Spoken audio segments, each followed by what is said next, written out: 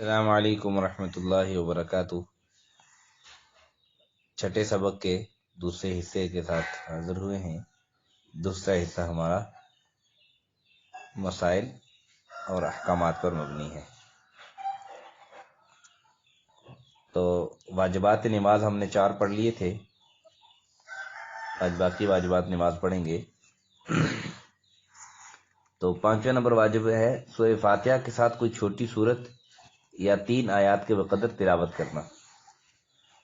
ان سورہ فاتحہ پڑھنے کے بعد چھوٹی سی کوئی سورت یا 3 آیات یہ تلاوت کرنا، اور سورہ فاتحہ کو سورت سے پہلے پڑھنا، یعنی پہلے سورہ فاتحہ پڑھے اور اس کے بعد پھر سورت پڑھے،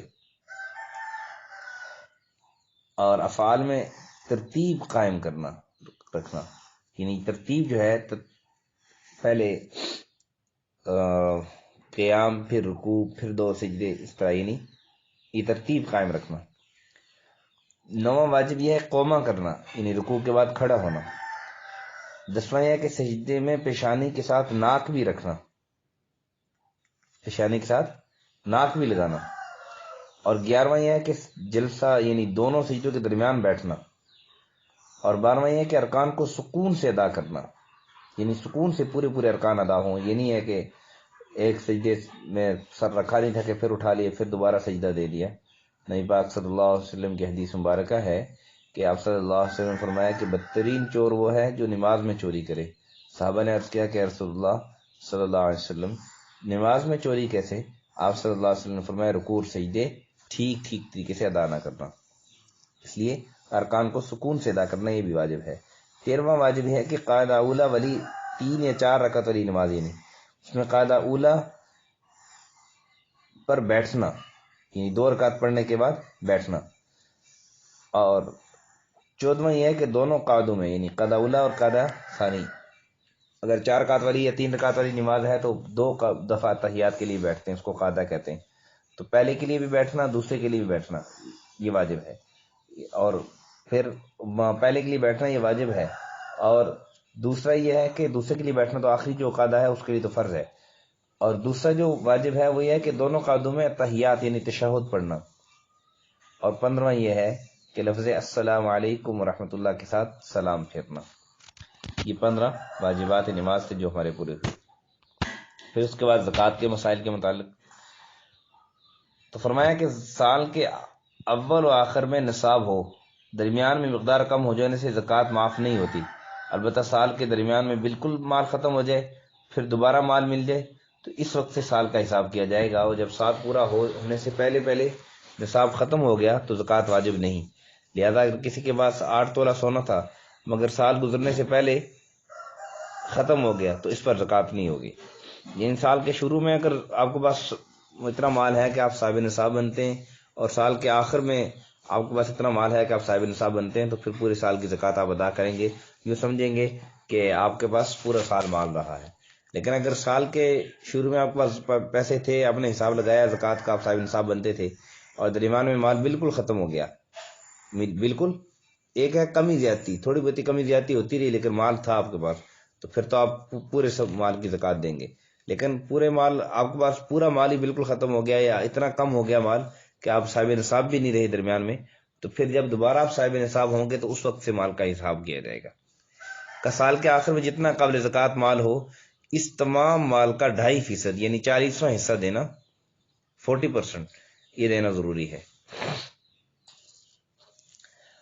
اور زکوٰۃ کی ادائیگی میں قمری سال کا اعتبار کیا جائے گا، لہذا جو شخص قمری مہینے کی جس تاریخ میں مالک نصاب بنا ہے اگلے سال کی اسی تاریخ پر اس کا سال مکمل ہوگا۔ اگر مالک نصاب بننے کی قمری تاریخ معلوم نہ ہو تو غور و فکر کیا جائے، جس تاریخ کے متعلق غالب گمان ہو وہی متعین کر لیں، اور اگر کسی کی تاریخ کے بارے میں غالب گمان نہ ہو تو ایک تاریخ متعین کی جائے اور آئندہ ہمیشہ اس کی یعنی پابندی کی جائے کہ اس پہ میں صاحب نصاب بن رہا ہوں، میں زکوٰۃ اس جو ہے نا وہ تاریخ کو میں ادا کروں۔ بہت سے لوگوں کا جو ہے نا خیال رہتا ہے کہ جی رمضان میں ہم زکوٰۃ ادا کریں، یا رجب میں زکوٰۃ ادا کرتے ہیں، یا شعبان میں زکوٰۃ ادا کرتے ہیں۔ تو ہاں اگر کسی کی ان مہینوں میں یا ان مہینے کی کسی تاریخ میں وہ صاحب نصاب بنا تھا اور اس کا سال اسی مہینے میں پورا ہو رہا ہے تو کوئی حرج نہیں ہے، لیکن ان کو صرف انہی مہینوں کے ساتھ زکوٰۃ کو خاص کر لینا یہ ٹھیک نہیں ہے۔ پھر آج کے سبق کا دوسرا حصہ جو عوام کی غلط فہمیاں اور ان کی نشاندہی۔ تو کہ مشہور ہے کہ کسی کے سطر پر جسم کا وہ حصہ جس کا چھپانا ضروری ہے نظر پڑ جانے سے وضو ٹوٹ جاتا ہے۔ یعنی بہت سارے لوگ یہ سوال کرتے ہیں کہ میں نے جو ہے نا وہ غلطی سے نظر پڑ گئی اپنی بیوی کے سطر پر، وضو کے حالت میں تھا، تو اب میں دوبارہ وضو کروں گا یا نہیں؟ یا بیوی کی غلطی سے نظر پڑ گئی خاوند کے سطر پر، اب دوبارہ یہ وضو کرے گی یا نہیں؟ تو محض نظر پڑ جانے سے وضو نہیں ٹوٹتا۔ اکثر عوام کا خیال یہ ہے کہ شیرخوار بچہ جب تک غذائی کھانا شروع نہ کرے تو اس کا پیشاب ناپاک نہیں ہوتا ہے۔ یہ بالکل غلط بات ہے۔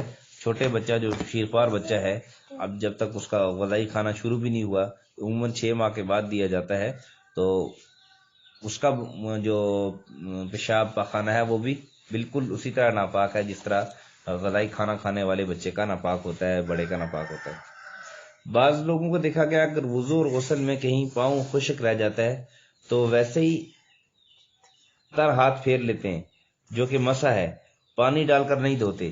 یہ جائز نہیں، اس سے وضو اور غسل نہیں ہوگا۔ وضو اور غسل میں پڑا ہے کہ جو جتنے بھی وضو کے اعضاء ہیں یا غسل میں پورے جسم کا جو ہر ایک سر سے لے کر پاؤں تک جسم کا پورا حصہ جو ہے اس کو پورا دھونا ضروری ہے۔ تو اگر پاؤں خشک رہ گئے تو اس پر صرف تر ہاتھ مارنے سے گزارا نہیں ہوگا، بات نہیں چلے گی، بلکہ اس کو دھونا پڑے گا۔ بعض لوگ یہ سمجھتے ہیں کہ سور کا نام لینے سے 40 دن تک زبان ناپاک رہتی ہے، یہ بھی بالکل غلط ہے۔ خنزیر کا نام تو قرآن کریم میں بھی آیا ہے، تو کیا قرآن کی تلاوت سے اعوذ باللہ زبان ناپاک ہو جائے گی؟ پھر مشہور ہے کہ عورت باوضو اپنے بچے کو دودھ پلا دے تو اس کا وضو ٹوٹ جاتا ہے، یہ بھی غلط بات ہے۔ دودھ پلانے سے وضو نہیں ٹوٹتا، لیکن اگر نماز میں ہو اور بچے کے دودھ پینے سے دودھ نکل بھی آئے تو پھر نماز جاتی رہے گی، کیونکہ یہ عمل کثیر میں آتا ہے۔ اکثر عوام میں دیکھا ہے کہ غسل کے بعد بلا ضرورت نماز وغیرہ کے لیے نیا وضو کرتے ہیں، تو یہ ٹھیک نہیں ہے۔ غسل میں جو وضو مسنون ہے وہی نماز کے لیے کافی ہے۔ اگر وضو مسنون نہ بھی ہو پھر بھی غسل میں اعضائے وضو دھل جاتے ہیں، اس لیے عوام کے اندر یہ ہے کہ غسل سے پہلے اگر وضو نہ کیا ہو تو غسل کرنے کے بعد دوبارہ وضو کرنے کی ضرورت پڑتی ہے، تو دوبارہ وضو کرنے کی ضرورت نہیں ہے، آپ کا غسل ہو گیا۔ جب غسل ہو گیا تو پھر وضو بھی آپ کا اس میں شامل ہے۔ پھر مشہور ہے کہ ایک عورت جب تک غسل نہ کرے، یعنی حیض یا نفاس سے پاک ہونے کے بعد جب تک وہ غسل نہ کرے تو اس کے ہاتھ کی کوئی چیز کھانا درست نہیں ہے، یا دوران حیض یا دوران نفاس اس کے ہاتھ کی کوئی چیز کھانا درست نہیں ہے، تو یہ بالکل غلط بات ہے۔ حیض یا نفاس میں ہاتھ ناپاک نہیں ہوتے ہیں، اس کا کھانا پکانا، عورت کھانا پکانا بھی کر سکتی ہے، کھا پی بھی سکتی ہے اور دوسرے کو بھی دے سکتی ہے۔ یہ تھا آج کا ہمارا سبق۔ اللہ سے دعا ہے کہ اللہ تعالی ہم سب کو صحیح دین سیکھنے، سمجھنے، اس پر عمل کرنے، اس کو دوسروں تک پہنچانے کی توفیق نصیب فرمائے۔ وآخر دعوانا ان الحمد للہ رب العالمین۔